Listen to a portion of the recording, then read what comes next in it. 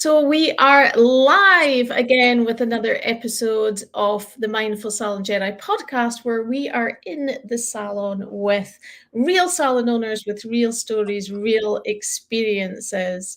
So we're here today with Lucy Melvin. So Lucy, I met Lucy back in 2019. I met Lucy at an event that I ran. And I brought Lucy on today because today's theme is feel the fear and do it anyway.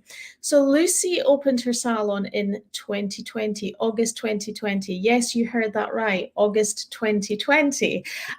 She has been Fame Team finalist, Project Men. She was in Project Men as well last year, and she's now in Project Extend. She's been on the Dyson Roadshow. She's won multiple awards, featured in magazines, and I want to chat with Lucy today, like I say, on this theme of feel the fear and do it anyway, because sometimes in life we have to just, take it, grab onto it and take every opportunity that comes along. And Lucy, welcome. You have definitely done that. Welcome to the Salon Jedi podcast, Lucy. How are you?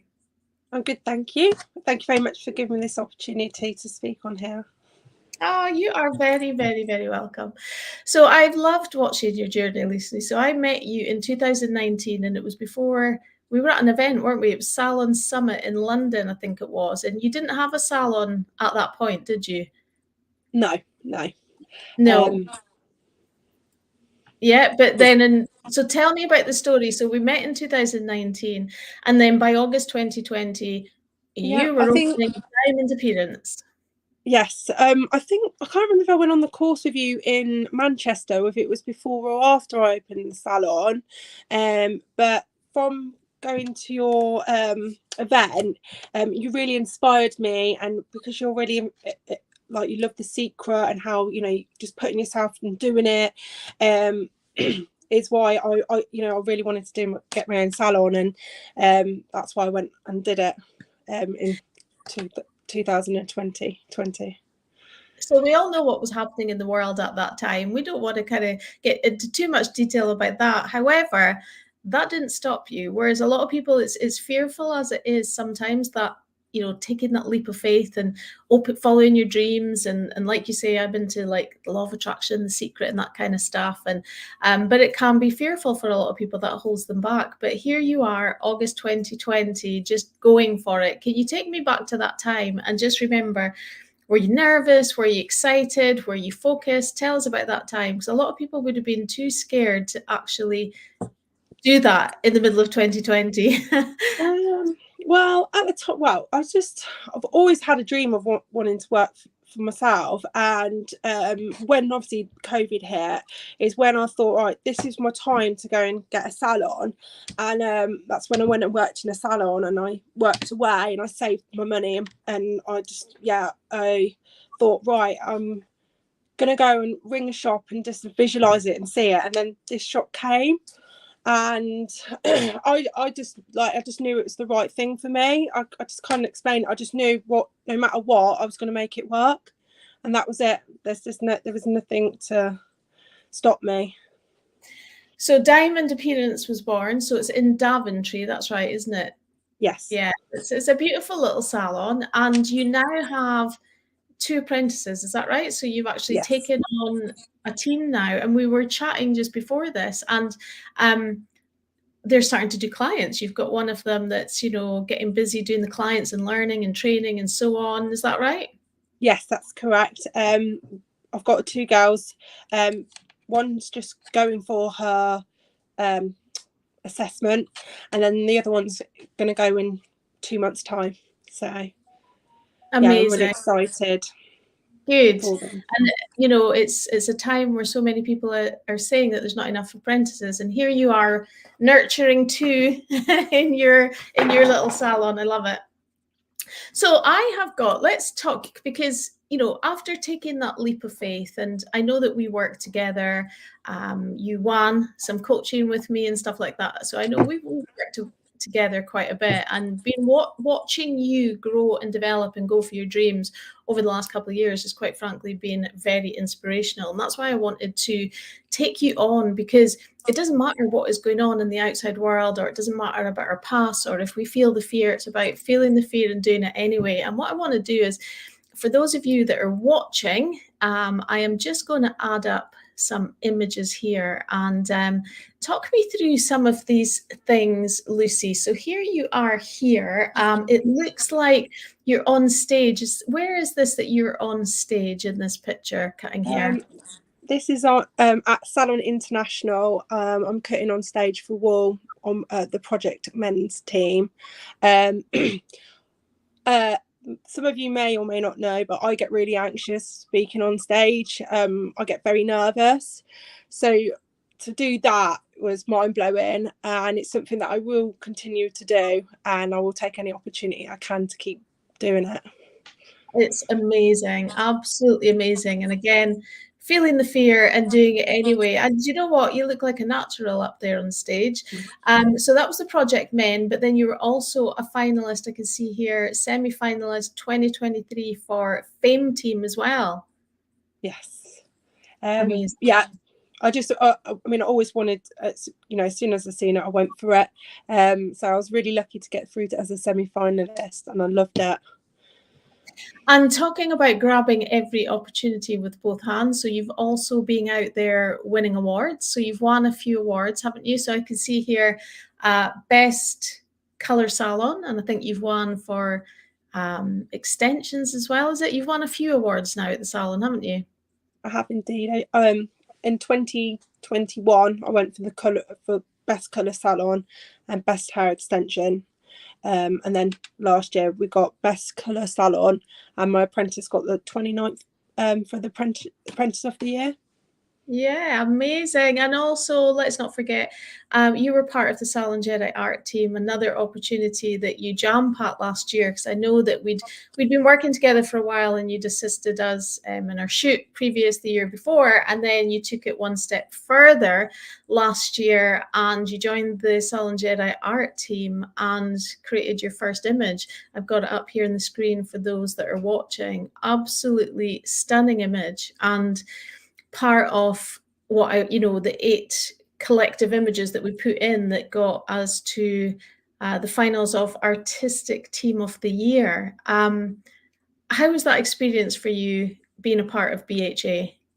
Because it's such a dream for so many people that they want it, but they don't go for it, or they're too scared, or they think they're not good enough, and all that kind of stuff. Tell us about your experience of being involved with BHA and the whole journey of making it to the finals and so on. How was that for you? I just absolutely love it. Like, from getting onto the train to going to London to prepping it, the whole, and just the surroundings of it, like the photo shoots, the cameras, the models, prepping it. It's just all really exciting. And then when to see your images on paper, it's beautiful. And yeah, to get through it is like, it's out of this world. It's you just, well, yeah, I can't really explain it. It's just, you feel very blessed and lucky. And to go to the BHA and then to come out on stage, well, that's a memory that will last forever. Yeah, and especially your first year of ever entering or being a part of doing your own photographic work, it's just amazing. Like you say, some people work all their lives for that, and Artistic Team is one of the toughest ones out there to get into, and the fact that you're a part of that is just absolutely phenomenal. But again, it comes back to, you're just grabbing every opportunity with both hands. Tell me, when you're grabbing these opportunities, let me just come out of here a second. So when you're grabbing these opportunities, when you go for the projects, the fellowship things or the awards or whatever it is, do you still feel nervous? Absolutely. But I just deal with it. So give us a tip for anyone listening who wants to get themselves out there. They want to get involved in these things. They see other people doing it and they're like, I really want to do that, but somehow they're just too nervous. What advice would you have for them? Well, you either learn to, they say, sink or swim, and I just think, you know what, I'm going to swim, and no matter what. And every time I keep doing things that challenge me, I look back and it's not too bad. And you get addicted to the growth. And when you Mm. reflect back, you know, you just want, it's just such a positive energy. You just want it more and more and more and more and more. And that's what you drive for. And yeah, I just think just do it, and you'll never regret it. And you'll always have a big smile on your face because you think, oh my God, I actually done that. Yeah, I mean, you can't buy that, can you? You can't package that up, that feeling of it's what you're talking about really is like self-development and how you're growing as a person by taking these opportunities, isn't it? It's like you're growing in strength. Is that what you're saying? So you as a person is Yes. growing in strength. Yeah. Yeah. And you just don't know what opportunities that will happen if you don't take them, because, you know, it just leads on to bigger, better things all the time. You don't want to stand still. Well, Yeah. And personally, I don't anyway. no, you definitely don't. You're grabbing everything with both hands, and I love it and I find it inspirational. And when we do these things and we put ourselves out there, we don't win every award, but it doesn't matter. It's taking part. And it's just, we don't define ourselves by whether we win or lose. It's just the process of it. Like you said, the whole process of the British Hairdressing Awards, for example, seeing your creative work come to life, being a part of the awards, walking out on stage, whatever it may be. We didn't win, but that does not take away from the experience that we had. It was just phenomenal. So doing it for the experience rather than doing it for the end result, I think there's something in that as well. Would you agree? Oh, absolutely. And you know, the more you do it as well, it's part of, like, whether you win or lose, that whole thing is you go, right, well, next year I'm going to do this differently anyway. So you know, you've just got, you know, sometimes you just got to do it and see where you go. So you're learning from the experience as well. Brilliant. Mm-hmm. And then here as well, for those of you that are able to see the images, the visual podcast, I can see here what's this image at the top? Is this you with? Is it Project Extend? Is that right? Who are you working with Yes. at them? So who's Um, involved in that? we've got, well, Michelle Griffin's my mentor, and there's the six of us that are on the project. And this year we'll be learning like all aspects of hair extensions, which is very, very exciting. We're also going to do some a photo shoot, and some Wow. stage work, which is amazing. And what's if somebody's interested in doing this next year, for example, or later, maybe it's later this year where it reopens again, what's the process of getting into this kind of thing? Is it an application process? Did you have to fill out an application?